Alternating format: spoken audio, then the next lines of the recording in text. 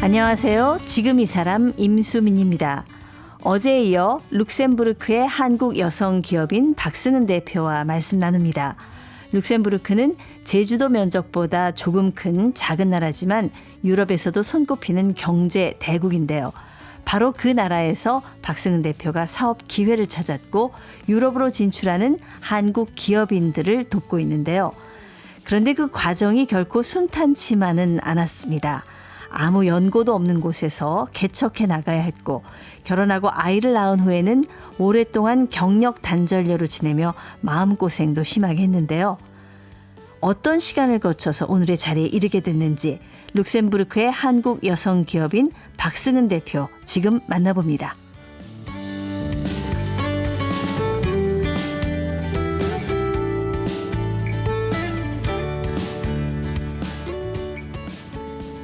네, 멀리 룩셈부르크에서 오셨습니다. 박승은 대표님, 안녕하세요. 안녕하세요. 네. 참, 사람의 어떤 인생이라는 것이 알 수 없는 방향으로 흘러가는 것 같아요. 평생 생각해보지도 않았던 이제 룩셈부르크에 대해 정착하셔서 지금 20년 가까이 살고 계신 거잖아요. 네. 예. 근데 우리나라 가수 중에서 크라잉넛이라는 그룹 아세요? 맞습니다. 네, 좀 많이 들어왔습니다.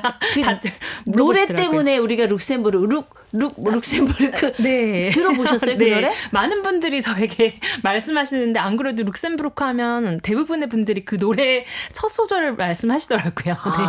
네. 그렇구나. 혹시 룩셈부르크 분들도 그 노래를 아실까 모르겠어요. 그건 아닌 것 같습니다. 아직까지는요. 그렇군요. 아니 크라잉넛이 실제 룩셈부르크 가서 공연한 적이 있나요? 한국의 룩셈부르크 주한대표부에서 한번 공연을 했다고 전 들었습니다.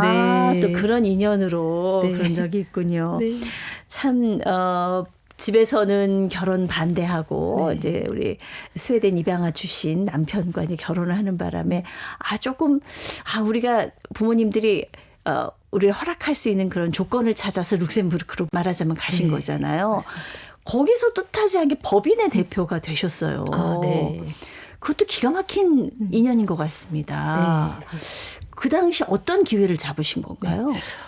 당시에 많은 한국 은행들이 이제 철수를 한 상태여서 사실 한국 기업이 없는 상태였어요. 그래서 제가 대사관에다가 콜드콜로 이제 전화를 연결해가지고 저는 이런 사람인데 여기에 어떤 회사나 어떤 취업 자리를 알아보고 있습니다. 그랬더니 잘 됐습니다. 저희 어떤 기업인이 중소기업인이 반도체 회사 유럽 법인을 여기 만들려고 하시는데 사람을 구하지 못해서 법인을 만들지 못하고 계시는데 한번 만나보셨으면 좋겠습니다. 해서 그 대표님과 연결이 돼서 한국 반도체 중소기업의 법인을 유럽 법인을 룩셈부르크에 제가 세우면서 이제 2007년에 또 정착을 했습니다. 그런 일을 해보셨어요? 아닙니다. 전혀 해본 적이 없고요. 사실 맨땅에 헤딩하기라고 그 당시에 뭐 그렇게 도와주는 기관도 없었을 뿐더러 굉장히 생소했기 때문에 많은 고생을 해서 이제 법인을 설립을 했는데 굉장히 이제 한국 반도체가 그 당시에 굉장한 러브콜을 받는 이제 분위기여가지고 굉장히 운영이 잘 됐습니다. 네. 야, 처음에 법인 그냥 세우자마자 일이 너무너무 잘 풀린 거예요. 네, 맞습니다. 남편분도 이제 뭐 은행 들어가셔서 일이 잘 풀리고. 예. 그래서 이제 결혼을 룩셈부르크에서 하셨어요? 아니면 한국에서 하셨어요? 한국의 집이라고 충무로에 있는 전통 결혼식장이 있는데요. 거기에서 식을 올렸습니다. 잊지 못할 그런 또 결혼식이 됐겠네요. 네. 그 남편분, 성함이 에릭? 에릭 씨도 한국에서 결혼하는 그 감회가 남달랐을 것 같아요. 그 에릭은 한국에 대한 기억이 좀 있나요? 아니 2살 때 입양이 되셨기 때문에 아무런 기억은 없으시고 이제 한국의 발전한 이런 그런 것들을 보고 굉장히 긍정적으로 좋아했던 기억이 있습니다. 그렇군요. 같이 한국에 자주 나오시는 편이세요? 어떠세요? 네, 저희가 자녀가 이제 2명이 있어서 아이들 한국어 교육 때문에 거의 매년 이제 한 달 정도를 항상 한국에서 체류를 하고 있습니다. 그렇군요. 지금도 그러면 그 아이가 한국 학교를 다니고 있나요? 와서? 네, 제가 둘째만 이번에 데려와서 한국에 초등학교에 입학을 시켰습니다. 우리만 해요? 할 줄 알아요? 한국어를 해야 된다고 저는 예. 이제 무조건 이제 교육을 시키자는 주의이기 때문에 아이들이 제가 룩셈부르크 한글 학교도 사실은 이제 만들게 된 계기가 저희 아이들 때문인데 예, 그래서 한글 학교도 잘 다니면서 한국어를 잘 하고 있습니다. 예. 그 한글 학교 얘기는 잠시 후에 좀 나누기로 하고요. 그 반도체 법인 세운 것이 지금 사방에서 러브콜이 오면서 네. 사업이 엄청 잘 됐다고 하는데 네. 중간에 조금 고비가 있었나 봐요. 네. 네. 그 당시에 잘 아시겠지만 또 레만 브라더스 사태가 금융 위기가 이제 크게 왔잖아요. 리먼 브라더스 네, 사태가 네, 네. 그랬죠. 네. 2008년 네, 맞습니다. 네. 예. 그래서 굉장히 한국의 대통령 수출탑까지 받고 하던 기업이었는데 그 제품이 아무래도 은행의 이제 크레딧 카드에 쓰이는 제품이다 보니까 어느 날 갑자기 해외에서 그 수주를 하지 않겠다고 이런 그 통보가 나면서 이제 갑자기 법인을 또 닫아야 되는 상황이 왔습니다. 그 회사가 그냥 하루아침에 문을 닫게 네네네네. 됐네요. 네, 그래서 또 회사를 사실 또 닫아보는 것도 제가 해본 적이 없기 때문에 그때는 사실 조금 굉장히 힘든 상황이었죠. 예. 그래서 예. 또 잘 되던 회사를 또 어쩔 수 없이 이제 그런 경제 상황 때문에 이제 닫게 되는 이제 그런 업무를 예. 또 하게 됩니다. 그쪽에 룩셈부르크가 뭐 금융이나 이런 것이 중심이기 때문에 그 리먼 브라더스 상태 일어났을 때 굉장히 네. 경제가 전체적으로 굉장히 어려웠을 것 같은데. 네, 저는 정말 한 집 건너 한 사람이 다 실업자일 정도로. 그 정도로. 네네. 왜냐하면 그 당시까지만 해도 룩셈부르크가 금융산업만 굉장히 키워서 이제 하고 있었던 시기여서 그때 국가 전반 한번 휘청이는 정말 나라 전체적으로 그랬고요. 그때부터 사실 룩셈부르크가 우리가 이렇게 하면 안 되겠다 해서 IT 산업을 좀 개발을 하고 다른 쪽도 개발을 해야겠다 해서 이제 IT 글로벌 기업들 페이팔, 네. 아마존 이런 그 대기업들의 유럽 법인을 룩셈부르크에 유치하는 걸 시작을 하고 그리고 룩셈부르크 대학교도 사실 지금 현재 20년밖에 안 됐습니다. 그래서 그 당시 그런 아카데미 쪽도 더 이제 투자를 하는 계기가 대학이 됐습니다. 없었어요? 대학이 생긴 지가 지금 딱 20년 됐습니다. 그럼 네. 룩셈부르크에서 대학을 가려면 다른 나라를 가야 되는 거예요, 무조건? 그렇습니다. 예, 워낙 그러니까 룩셈부르크가 사실 제주도의 1.4배, 1.5배가 안 되는 땅 크기입니다. 인구는 70만 정도이기 때문에 그래서 모든 그 룩셈부르크 분들은 전통적으로 고등학교까지만 룩셈부르크 다니고 대학교는 모든 이제 그 근처에 벨기에, 브뤼셀, 파리, 베를린 이런 쪽 스위스까지 갔다가 다시 이제 룩셈부르크로 귀향하시는 룩셈부르크 분들도 있고 이런 전통적으로 교육이 됐다고 보시면 됩니다. 제가 평생 살면서 듣고 배웠던 룩셈부르크에 대한 상식보다 오늘 더 많은 얘기를 네. 대표님한테 지금 감사합니다. 듣고 있어요. 그럼 이제 하루아침에 법인 대표에서 실업자가 됐는데 네. 계속 또 취업하려고 애를 쓰셨겠어요. 네. 근데 그 당시에는 모든 사람들이 진짜 실직자였고 아무래도 저는 그 당시에는 룩셈부르크어도 못하고 독일어만 할 줄 아는 룩셈부르크어가 따로 있나요? 네, 룩셈부르크는 공용어가 3개인데요. 룩셈부르크어, 불어, 독일어.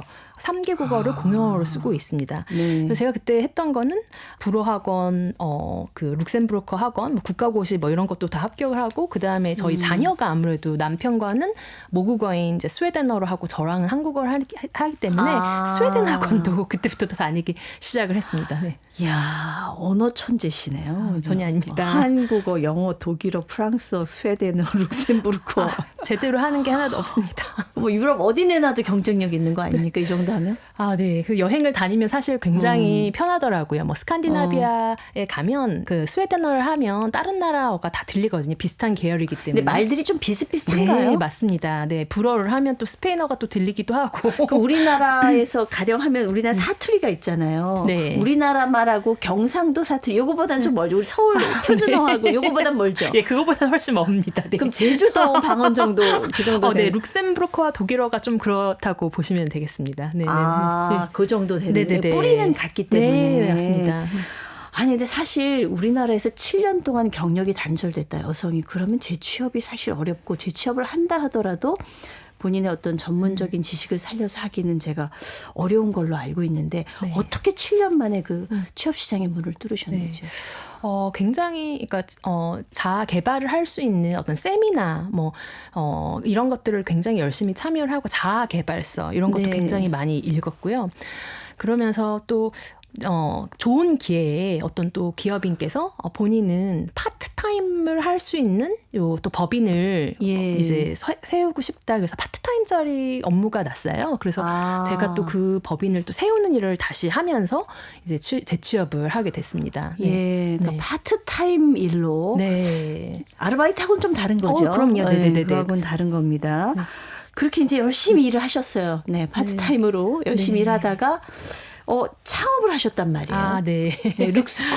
네, 맞습니다. 어떻게 또 창업은 시작을 하게 되셨는지요? 네. 그래서 그렇게 제가 운영하던 회사가 M&A를 갑자기 하게 되시면서 그 룩셈부르크 법인이 필요 없으셨는데 저한테 오셔가지고 네. 본인이 이렇게 일을 좋아하시는 분이고 잘 하시는데 이 회사를 인수를 해서 본인 회사로 창업을 하면 어떻겠느냐. 그래서 제가 태어나서 처음으로 회사를 사보는 인수를 하는 기회를 얻게 되어서 그때 이제 룩스코로 회사명을 변경을 하면서 창업을 하게 됐습니다. 그러니까 파트타임으로 일을 시작했던 회사를 인수를 하시는 거네요. 네, 맞습니다. 네. 그렇군요. 어떻습니까? 이제 내가 대표가 됐어요. 네, 네. 진짜 내 회사가 됐어요. 그때부터 설레는 마음이 크셨을까요? 부담이 크셨을까요? 네, 둘 다 많았다고 보는데 아무래도 무서운 자신감이 없는 거는 여전했고요.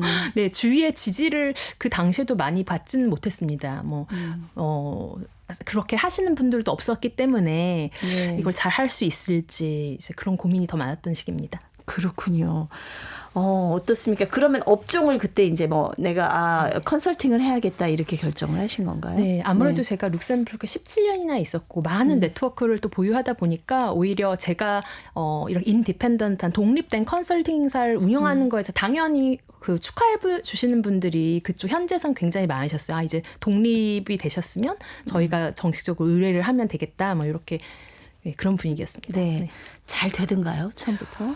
아니요. 처음에는 사실 힘든 일도 되게 많이 있었고요. 네. 예, 특히 또 인간관계에서도 이제 같이 일을 하려고 파트너로 생각했던 분과 또 그렇게 헤어지는 그런 계기도 있어서.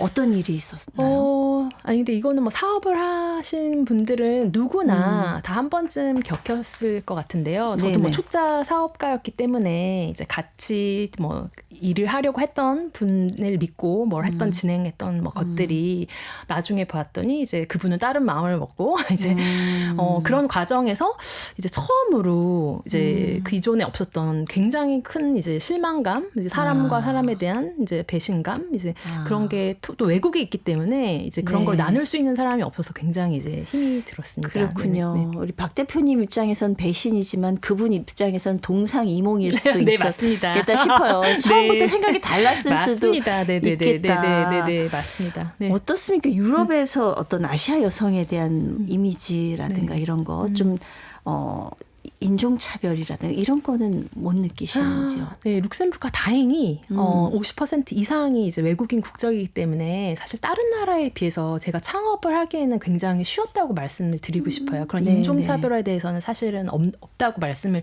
드리고 기본적으로는 하지만 그래도 그 사이에서 당연히 이제 자국민이든지 유럽인들 특히 남성 위주의 사회이기 때문에 그런 IT나 투자 관련돼서 그래서 여성으로서 특히 아시아인 여성으로서 항상 제가 목소리를 좀 더 높여야 되는 상황이든지 그리고 어떤 회의를 갔을 때 구석이 아니라 제가 일부러 가운데에 앉아서 존재감을 내야 되는지 좀 더 스스로 싸워야 되는 일이 더 많았습니다. 지금은 사실 각 분야의 우리 여성들이 활발하게 진출해 있지만은 아직도 IT나 금융 분야는 여성의 목소리가 좀 적나요? 네, 좀 작은가요? 굉장히 투자 계통, IT 계통의 이제 컨퍼런스를 가보면 굉장히 아직도 여성 비율이 한 5%, 7%, 10%가 넘지 않는 경우가 되게 많습니다. 근데 제가 출장을 다니면서 한국에서 느낀 거는 그 비율이 더 적다는 것. 그러니까 유럽보다 더 적어서 제가 사실 좀 깜짝 놀란 경우가 많이 있습니다. 네. 그렇군요. 네. 그래도 지금 2018년에 창업하셔서 지금까지 잘 헤쳐나오고 계시는데 잠깐 언급을 하셨습니다마는 우리 박승은 대표님이 룩셈부르크에 한글 학교를 세우신 분이라고 들었습니다. 이건 사실 기업 활동하고는 크게 관계가 없는데 어떤 이유가 있으셨는지요? 뭐 혼자 이것을 설립할 수 있었던 건 아니고요. 같이 이제 이사회를 꾸린 분들이랑 이제 했는데요. 아무래도 다문화 가정이 계속 많아지다 보니까 저와 같이 외국인들과 결혼한 한국 여성들의 자녀들이 다닐 만한 이제 학교가 제대로 되어 있지가 않았습니다. 그 당시에는 이제 한인회에서 운영하는 교회 소속의 한글 학교가 있었는데요.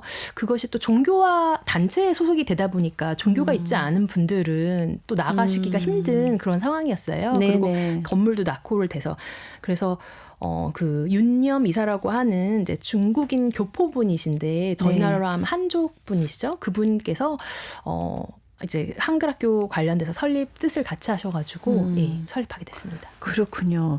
아무래도 2살 때 입양돼서 한국 문화라든가 한국어가 서투른 남편이 있었기 때문에 그런 것도 좀 영향을 미치지 않았을까 싶은데. 네, 맞습니다. 그 남편도 그렇고 또 저희 자녀들, 아이들과 한국어로 소통을 하고 그 정체성을 확립하는 데 있어서 한국어를 배우는 거는 저는 정말 완전히 필수라고 느끼고 있기 때문에 그런 것들이 만드는데 많은 생각하겠습니다. 근데 한글 학교가 비영리 단체잖아요. 이거 좋은 뜻인데 또 반대하는 분들도 계셨나 봐요. 당연히 뭐 그럴 수 있는 게요. 그때 이제 이 다문화 가정의 어머니들이 한글 학교를 만들자고 했을 때 이제 거기에 기존에 계시던 이제 기성세대에서는 그냥 한인회나 교회에서 이렇게 잘 하고 있는 것을 굳이 왜 또 이렇게 분리를 시키려고 하시는지 그래서 기센 이제 외국인들과 결혼한 한국 여자분들이 뭘 하려고 하냐 뭐 이런 생각이 좀 있으셨죠. 네. 예, 그 난관은 어떻게 극복을 하셨어요? 네, 그때 사실 룩셈부르크의 명예영사 장 바그너 그 변호사님이 있으신데요. 그 박정희 대통령께 그 명예영사직을 받으셨을 정도로 굉장히 오래된 명예영사님이신데 이제 그분을 무작정 찾아가서 저희 학교가 이게 재정적으로도 저희 돈이 없고 비영리 단체인데 도움을 좀 받고 싶다 했더니 교육부 장관님 미팅을 주선을 해주셨어요. 그래서 교육부 장관님께서 학교를 무상으로 토요일마다 빌려준다고 이렇게 하셔가지고 많은 도움이 됐습니다. 아니, 교육부 장관님이 그냥 만나자마자 이렇게 도와주시겠다 이렇게 흔쾌히 해주시던가요? 제가 그 미팅을 가서 좀 굉장히 감동적인 사연이 있는데 이렇게 들으시더니 이렇게 룩셈부르크에 한국 아이들을 위한 한글 학교가 필요한지 자기도 몰랐다고 하시면서 사실은 본인도 2명의 자녀를 한국에서 입양했다고 그 말씀을 하시더라고요. 그런 인연이 또 있었군요. 네. 그러니까 진짜 흔쾌하게 그 뜻에 또 같이 해주셨군요.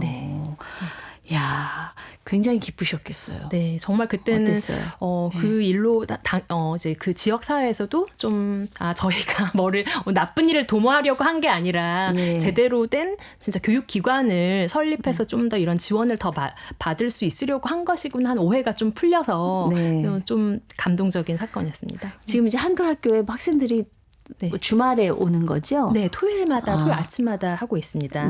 학생들이 몇 명이나 돼요? 지금 또 재미있는 현상은 한국 아이들은 사실 100명 이하인데요.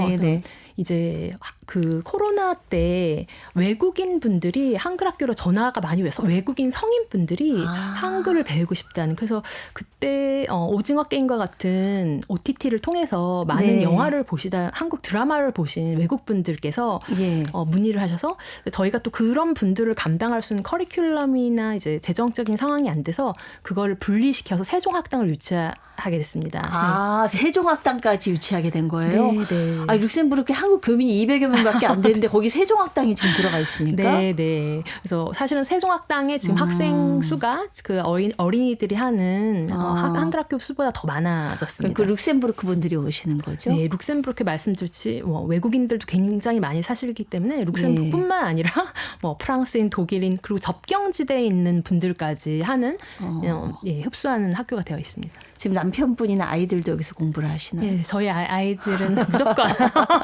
열심히 토요일마다 다니고 있습니다. 혹시 그 교육부 장관님 자녀분들도 여기 와서 공부했나요? 네, 그 자녀분 큰 따님이 이제 세종학당에 이제 15살 이상은 세종학당으로 저희가 가는 시스템이고 15살 이하가 한글 학교로 가는 시스템이어서 다니고 계십니다. 아유, 진짜 훌륭하십니다. 아닙니다.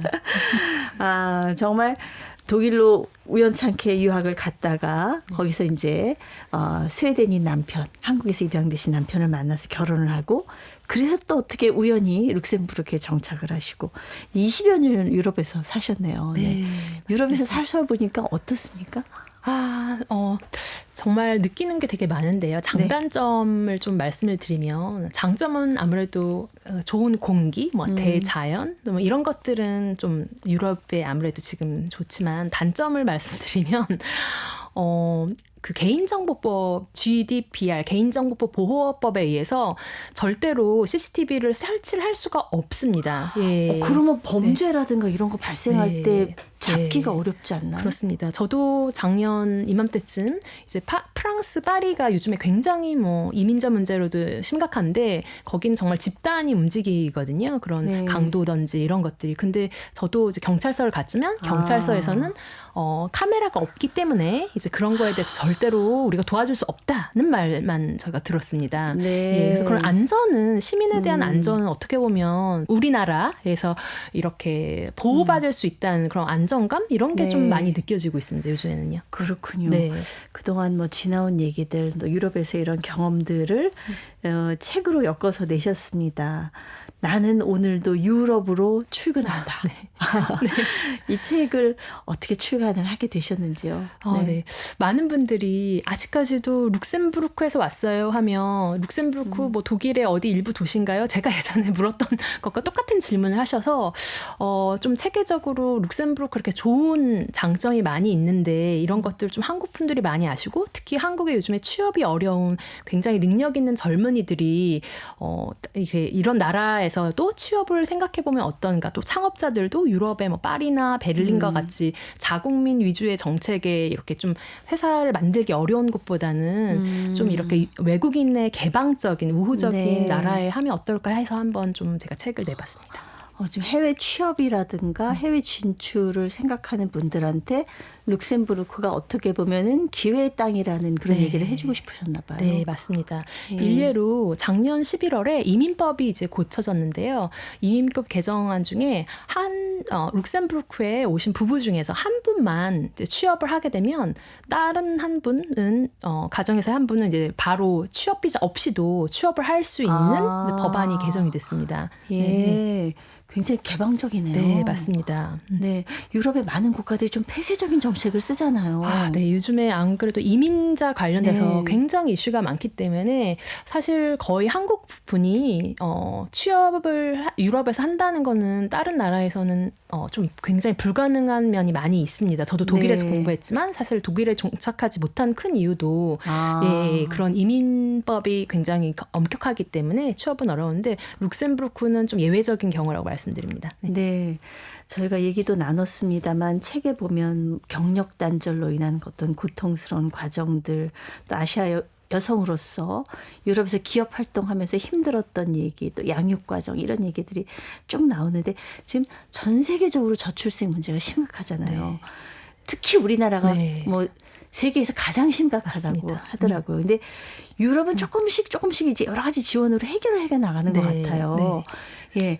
아까 이제 파트타임으로 일을 시작하셨다는데 이런 것들도 굉장히 큰 요인인 것 같아요. 맞습니다. 어떻습니까? 한국과 유럽을 비교했을 때 제도적으로 제가 좀 아쉬운 점이 유럽은 이 파트타임이 굉장히 잘 발달되어 있기 때문에 기존에 다니던 회사에 신청을 해서 한 사람이 50% 그러니까 하루에 4시간을 일하겠다 하면 그 회사에서 또 다른 분을 이부제로 해가지고 2명을 고용을 해서 파트타임 2명을 고용하면 회사로도 사실은 그 똑같은 돈으로 2명의 인력을 고용을 하는 거잖아요. 그래서 그런 제도를 잘 이용하고 있는데 한국에는 아직까지 그런 제도가 전혀 정착이 되어 있는 것 같지 않습니다. 그래서 기업이나 이런 쪽에서 그런 제도를 도입을 해보는 거를 좀 추천을 드립니다. 우리나라도 파트타임 일들이 꽤 있습니다만 제가 보기에는 어떤 전문적인 어떤 지식이라든가 기술을 살리는 것보다는 그냥 단순한 일들에 파트타임이 좀 집중되어 있는 게 이게 차이가 아닐까 그런 생각이 들거든요. 맞습니다. 네. 근데 그쪽은 전문적인 일들도 이렇게 파트타임으로 할 수가 있거든요. 주위에 있는 변호사분들도 파트타임으로 일하시는 분들도 많으시고요. 그리고 이제 아이들이 좀 컸을 때는 본인이 이제 50% 파트타임에서 다시 70% 일을 하겠습니다. 하겠습니다. 뭐 80% 일을 하겠습니다. 굉장히 고용주와 자유롭게 그런 거를 내고를 할 수 있는 분위기입니다. 좀 유연하게 네. 돌아가기 때문에. 네. 그렇군요. 이 경력 단절의 시간을 7년 보내셨기 때문에 누구보다도 이 얘기를 잘해 주실 수 있을 것 같아요. 지금 사실 경력 단절 때문에 굉장히 고민하는 여성분들 많으실 거예요. 네. 해주고 싶은 말씀 있으실까요? 저도 그 시기를 겪었지만 우선은 자신감이 없기 때문에 내가 뭘 할 수 있을까라는 생각이 많이 드는데요. 그럴 때 본인이 하고 싶어하는 쪽의 전문가 분야의 어떤 네트워킹 모임을 찾아간다든지 아니면 자기개발서, 요즘에 굉장히 많은 자기개발서가 실용서가 많이 나오는데요. 그런 책을 읽는 거를 좀 추천을 많이 드립니다. 그리고 무엇이든지 새로 시작해 보시는 거. 요즘에 인스타그램 뭐 이런 소셜미디어에 부작용도 많지만 전 선작용도 많다고 생각을 하거든요. 네네. 그 분야 분들 팔로우하는 것도 추천드립니다. 네. 어떻습니까? 이제 우리 부모님께서 사위 오면 씨암탉 잡아주시는지 모르겠어요. 처음에 굉장히 좀 탐탁치 않게 네. 생각도 하셨었는데. 네. 예. 많이 이제 좋아지셔서 당연히 이제 이게 저희가 자녀들 잘 양육하고 이런 거 보면서 뿌듯해하시고 하시지만 그래도 제가 이제 책을 발간하고 이런 걸 좀 외부에다가 저희 다문화 가정 그런 얘기를 알리는 것에 대해서 굉장히 반대를 많이 하셨어요. 네. 그래서 저도 아직까지도 이렇게 다문화 가정이라는 것에 대해서 편견이 되게 많고 이게 밖에서 알려졌을 때 되게 당황스러운 일인가? 그래서 좀 더 저도 용기를 내가지고 그런 인식 변화가 좀 있으면 좋지 않을까 하는 생각을 해봅니다. 네, 네. 우리 박승현 대표님 이제 하고 싶은 일도 많고 앞으로 해야 할 일도 굉장히 많으신 것 같습니다. 어떻게 하다 보니까 지금 남들이 가지 않은 길을 개척해 오셨는데 다음 꿈은 뭔가요? 아무래도 제가 이제 다문화 가정에서 그래도 이렇게 잘 이걸 헤쳐나간 이런 그 경험을 살려가지고 저는 한국어 학교도 그렇지만 이런 외국의 해외 동포들이 이제 한국어를 잊지 않고 할 수 있도록 이제 좀 돈을 많이 벌 수 있다면 이제 뭐 도서관을 해외에 이렇게 만들 수 있게 그런 좀 먼 꿈을 가지고 있습니다. 언젠가는. 예. 네. 금방 이룰 수도 있을 것 같은데요. 감사합니다. 네. 룩셈부르크가 해외 진출을 꿈꾸는 분들에게 기회의 나라다 네. 이런 얘기를 해주셨어요. 그런 분들 이제 도움 청하면 언제든지 도와주실 거죠? 네. 그러도록 해보겠습니다. 네. 정말 큰 힘이 되어주시리라고 믿습니다. 오늘 말씀 감사합니다. 초대해 주셔서 너무 감사합니다. 룩셈부르크 최초의 한국 여성 기업인 박승은 대표였습니다.